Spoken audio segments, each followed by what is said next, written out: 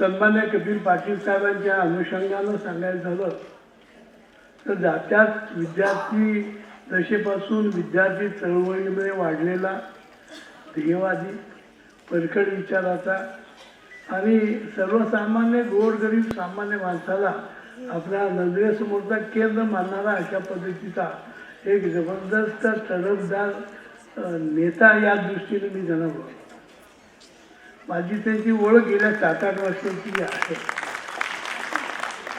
विशेषतः महाराष्ट्र विधान परिषदमध्ये 2006 मध्ये निवडून आले आणि खरं तर संसदीय लोकशाहीमध्ये पद्धत अशी आहे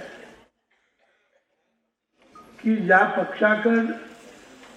सभासदांचं बळ भरपूर असतं त्याला संसदीय लोकशाही चर्चेची अनेक पद्धतीची संधी उपलब्ध होते. पण असे काही माझे मित्र आहेत की त्यांच्याकडे ते बळ नाही. पण एक व्यक्ती सुद्धा संसदीय लोकशाहीमध्ये क्रांतिकारक काम करू शकते आणि हे सतत घडत नाही. सातत्यानं त्यानं प्रयत्नाचा पराकाष्ठा केला, त्या दृष्टीनं सतत अभ्यास केला, विचार विनिमय केला. प्रसंगी लोकशाहीमध्ये गरीब सामान्य माणसाला न्याय मिळवण्याच्या दृष्टीनं अपवाद म्हणून एखादा अतिरेक झाला तरी पण तो मुद्दा सोडला नाही तर तो त्या ठिकाणी यशस्वी होतो. विधान परिषदेमधली परिस्थिती बघितली तर सन्मान्य कपिल पाटलांचं वन मॅन आर्मी आहे. No doubt it is army, म्हणजे लढवय्यांची आर्मी आहे पण it is one man army. पण मला अभिमान असा वाटतो की संसदीय लोकशाहीमध्ये एखादा कार्यकर्ता, एखादा लोकशाहीचा प्रतिनिधी जर अत्यंत चांगल्या पद्धतीचा अभ्यास असेल, विचारी असेल, त्या अनेक प्रश्नावर त्याची पकड असेल, अभ्यास असेल, तर तो खऱ्या अर्थानं संसदीय लोकशाहीमध्ये फार मोठ्या प्रमाणात प्रभावी होतो. अशी काही आगळी वेगळी उदाहरणं या पूर्वीच्या काळात सुद्धा विधानसभेमध्ये, विधान परिषदेमध्ये सुद्धा होऊन गेलेली आहे. आणि त्या दृष्टीनं जर विचार केला तर संसदीय लोकशाहीच्या दृष्टीनं खिंडीमध्ये एखाद्याला वैचारिकदृष्ट्या अडवणं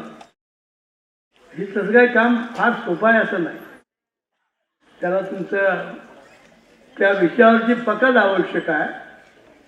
संसदीय प्रथा परंपरा किंवा नियम यांची माहिती असणं गरजेचं आहे. आणि आपला जो मुद्दा, आपला जे विचार आहे ते जर पक्के असेल तर ते आपण करू शकतो. नागपूरच्या अधिवेशनामध्ये शेवटच्या दिवशी 24 तारखेला एक प्रश्न होता, एक बिल होतं आणि ते प्रायव्हेट युनिव्हर्सिटीच्या अनुषंगानं असणारं बिल होतं. म्हटलं तर देशामध्ये अनेक परदेशातली विद्यापीठ आहेत असं मानणारी काही लोक आहेत. पण शैक्षणिक क्षेत्राच्या बाबतीमध्ये विचार विनिमय करत असताना जो अतिश्रीमंत आहे तो कुठेही जाऊन शिकू शकतो, याच्याच अनुषंगाने आपण विचार करायचा आहे की जी कोट्यावधीच्या संख्येनं असणारा जो सर्वसामान्य गरीब आहे, अत्यंत कुशाग्र बुद्धीचा आहे, ध्येयवादी आहे, त्याच्या आईवडिलांची इच्छा आहे की त्यानं शिकलं पाहिजे आणि श्रीमंताबरोबर सुद्धा त्यांना आलं पाहिजे, त्या तरुण पिढीचं काय या अनुषंगानं तो विषय होता असं मला वाटतं. मला वाटतं की त्या दिवशी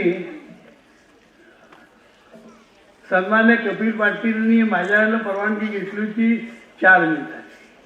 आणि संसदीय लोकशाहीमध्ये काही वेळा असं करायचं म्हणजे युद्ध आघाडीवर जाण्याकरता 1 मिनिटाचं सुद्धा परवानगी पुष्कळ अशा. तिथे गेल्यानंतर युद्ध खेळण्याची कला जी असते त्यावर ते व्यवस्थित चाललेलं असतं. आणि तिथं गेल्यानंतर त्यांनी किमान जवळजवळ 50-55 मिनिटं ती चर्चा अत्यंत चांगल्या पद्धतीनं म्हणजे ज्याला क्वालिटेटिव्ह म्हणतात म्हणजे वैचारिक म्हणतात आपला जो मुद्दा आहे तो कसा प्रभावी आहे हे सांगून या अनुषंगानं या ठिकाणी काहीतर न्याय मिळाला पाहिजे किमान या अनुषंगानं माझे विचार या ठिकाणी नोंदले पाहिजेत या पद्धतीने तो विचार होता 50-55 मिनिटांना मी सभागृहात गेलो तोपर्यंत मी माझ्या दालनात बसून प्रत्येक शब्द प्रत्येकाचा ऐकायचा प्रयत्न करतो आणि मी कपिलजींना सांगितलं की कपिलजी आता 55 मिनिटं तर झाले 4 मिनिटाची परवानगी होती आणि आता मग आपण किती मिनिटामध्ये हे संपवायचं तर मी त्यांना सांगितलं सर म्हणाले तुम्ही सांगाल तेवढ्या मिनिटात मी संपवतो मी म्हटलं 5 मिनिटात संपवतो म्हणजे माझ्या भाषणामध्ये अडथळा काही नाही आला म्हटलं त्याकरता मी तुम्हाला 2 मिनिटं देतो आणि लोकशाहीमध्ये अशा पद्धतीनं आपले अनेक प्रश्न ज्यांच्या मनात ते उतरवणं गरजेचं आहे संपूर्ण महाराष्ट्राला समजणं गरजेचं आहे त्या प्रश्नाचा पाठपुरावा केला पाहिजे आणि गरिबाला किंवा जो आर्थिकदृष्ट्या दुर्बल आहे त्याला सुद्धा त्या ठिकाणी न्याय मिळाला पाहिजे असं म्हणणाऱ्याची कणखर लॉबी तुम्हाला महाराष्ट्रामध्ये शैक्षणिक क्षेत्रामध्ये तयार करावे लागेल आणि या दृष्टीनं त्या दिवशीचे विचार हे मला पुष्कळ अभिमानानं वाटतं या अनुषंगानं मी विधान परिषदेमध्ये काम करत असताना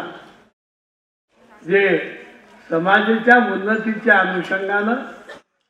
जी चर्चा तिथे झाली पाहिजे समाजाचे अनेक प्रश्न आहेत त्यांची सोडवणूक झाली पाहिजे आणि या दृष्टीने या व्यासपीठाचा वापर झाला पाहिजे या मताचा मी स्वतः आहे आयुष्यामध्ये सातत्यानं गोरगरीब सामान्य मनुष्य हा तुमचा माझा केंद्रबिंदू असणं गरजेचं आहे आणि या अनुषंगानं जर आम्ही काम केलं आणि या पुढच्या काळात काम करायला प्रयत्न केला तरच अनेक क्षेत्रामध्ये आपण फार मोठी प्रगती करू शकतो सन्मान्य कपिलजी आणि अन्य सगळ्यांना मी अभिमानाने या गोष्टीचा उल्लेख करेन की तुम्ही तरुण व्यक्तिमत्वांच्यावर मी फार आपुलकीनं आदरानं बघतो याचं कारण सुद्धा तेवढंच आहे माझ्या तारुण्यात 20, 22, 24, 25 वर्षामध्ये